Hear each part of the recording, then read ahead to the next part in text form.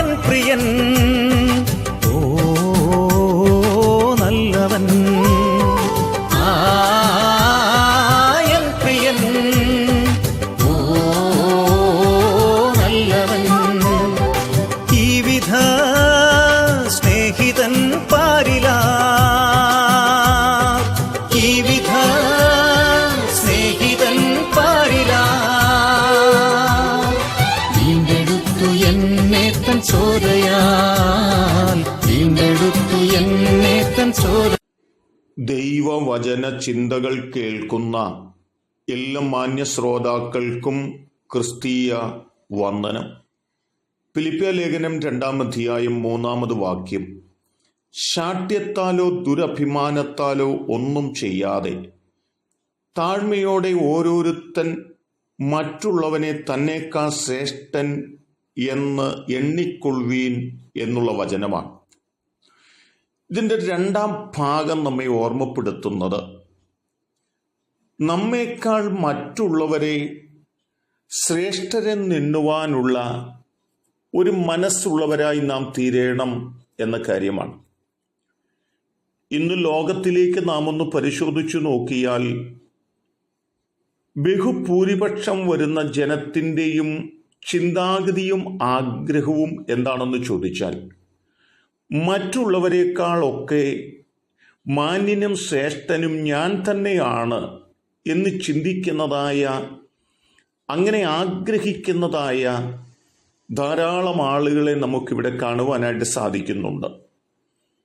എന്നാൽ ഒരു ചുരുക്കം സമൂഹം മാത്രമാണ് തങ്ങളെക്കാൾ മറ്റുള്ളവരൊക്കെയും ശ്രേഷ്ഠരാണെന്ന് ചിന്തിപ്പാനും ആ തലത്തിൽ അവരെ കാണുവാനും ഇടയായി തീർന്നിട്ടുള്ളത്.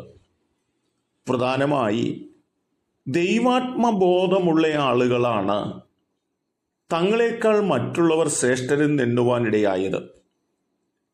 യേശു കർത്താവിൻ്റെ ക്രൂശ് മരണത്തിനും ഉയർപ്പിനും ശേഷമായിട്ട് ആദ്യമായൊരു പ്രഭാഷണ സമയം ലഭിച്ചപ്പോൾ അപ്പോസ്തോലന്മാരുടെ ഇടയിൽ ഒരു തർക്കമുണ്ടായത് ആര് പ്രസംഗിക്കണം, ആരാണ് പ്രസംഗിപ്പാൻ യോഗ്യൻ എന്നുള്ള വിഷയമായിരുന്നു.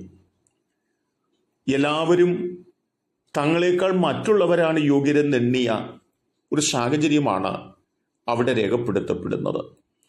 പഴയ നിയമത്തിൻ്റെ ചരിത്രത്തിലേക്കൊന്ന് പോയാൽ ശൗൽ, ദാവീദ്, യോനാഥാൻ ഇവരെ 3 പേരെയും നാം ഒന്ന് പരിശോധിച്ച് നോക്കുമ്പോൾ ശൗലിൻ്റെ കാലഘട്ടത്തിൽ മുഴുവൻ പറഞ്ഞിട്ടുള്ളത് താനാണ് യോഗ്യൻ. ദാവീദ് ഒരിക്കലും ഇസ്രായേലിൻ്റെ രാജസിംഹാസനത്തിൽ വരുവാൻ യോഗ്യനല്ലെന്ന് പറയുന്ന, ദാവീദിനെ പൂർണ്ണമായി ഒഴിവാക്കുവാൻ പരിശ്രമിക്കുന്ന, താൻ തന്നെ ശ്രേഷ്ഠനെന്ന് അറിയപ്പെടുകയും ആ തലത്തിൽ അറിയപ്പെടുന്നതിന് ആഗ്രഹിക്കുകയും ചെയ്തുകൊണ്ട് മുൻപോട്ട് പോകുന്ന ഒരു ശൗലിനെയാണ് നമുക്ക് കാണുവാനായിട്ട് കഴിയുന്നത്.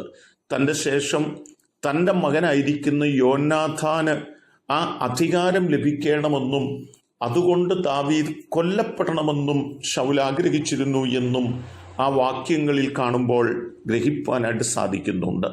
ദൈവത്തെ വിട്ട് മുൻപോട്ട് പോകുന്നതായ ശൗൽ ദാവീദിനേക്കാൾ ശ്രേഷ്ഠനെന്ന് എണ്ണുവാൻ ആഗ്രഹിച്ചു. എന്നാൽ അത് ശൗലിൻ്റെ പതനത്തിന്, തകർച്ചയ്ക്ക് കാരണമായി തീർന്നു. എന്നാൽ യോനാഥാനെ നാം നോക്കുകയാണെങ്കിൽ തന്നേക്കാൾ ശ്രേഷ്ഠനാണ് ദാവീദെന്ന് യോനാഥാന് ചിന്തിക്കുവാനും ആ തലത്തിൽ കാണുവാനും ആഗ്രഹിപ്പാനും തനിക്ക് സാധിച്ചു എന്ന് പറയുന്നത് തൻ്റെ മേൽ വ്യാപരിക്കുന്ന ദൈവസാന്നിധ്യമായിരുന്നു എന്ന് നമുക്ക് മനസ്സിലാക്കുവാൻ കഴിയുന്നുണ്ട്. യോനാഥാൻ ഒരിക്കലും തന്നെ ശ്രേഷ്ഠനെന്ന് എണ്ണുവാൻ ഇടയാകാതെ ദാവീദാണ് രാജ്യം ഭരിപ്പാൻ ഉത്തമൻ, ശ്രേഷ്ഠൻ എന്ന് പറഞ്ഞുകൊണ്ട് ആ തലത്തിലേക്ക് താൻ ദാവീദിനെ കയറ്റി വയ്ക്കുവാനും യോനാഥാൻ താൻ തന്നെ പുറകോട്ട് മാറി നിൽപ്പാനും ഇടയായിത്തീരുന്ന രംഗങ്ങളും നമുക്ക് കാണുവാൻ സാധിക്കുന്നുണ്ട്.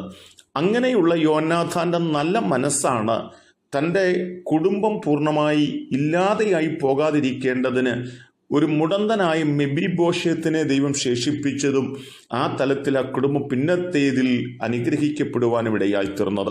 എന്നെ കേൾക്കുന്ന പ്രിയപ്പെട്ടവരെ, നാം ശ്രേഷ്ഠരെന്നെണ്ണുകയല്ല, നമ്മേക്കാൾ മറ്റുള്ളവർ ശ്രേഷ്ഠരെന്ന് എണ്ണിക്കൊണ്ട് നമുക്കവരെ ബഹുമാനിപ്പാനും ആദരിപ്പാനും കാണുവാനുമായിട്ട് നമുക്ക് ആഗ്രഹിക്കാം. അതിന് ദൈവം നമ്മെ സഹായിക്കട്ടെ. കരുണയുള്ള ദൈവമേ, സ്വർഗ്ഗസ്ഥ കർത്താവേ, ഞങ്ങളല്ല ശ്രേഷ്ഠൻ, ഞങ്ങളെക്കാൾ മറ്റുള്ളവർ ശ്രേഷ്ഠരെന്ന് എണ്ണുവാനും ആ നിലയിൽ യോനാഥാൻ അനുഗ്രഹിക്കപ്പെട്ടതുപോലെ ഞങ്ങൾ അനുഗ്രഹിക്കപ്പെടുവാനും ഇടയാക്കണമെന്ന് ഞങ്ങൾ പ്രാർത്ഥിക്കുന്നു. ദൈവം ഞങ്ങളെ ഒന്നിച്ച് അനുഗ്രഹിക്കുന്നത് കൊണ്ട് സ്തോത്രം. എല്ലാ അനുഗ്രഹങ്ങളും ഈ വചനം കേട്ടവരുടെ മേലുണ്ടാകട്ടെ. യേശു കർത്താവിൻ നാമത്തിൽ തന്നെ. ആമേൻ.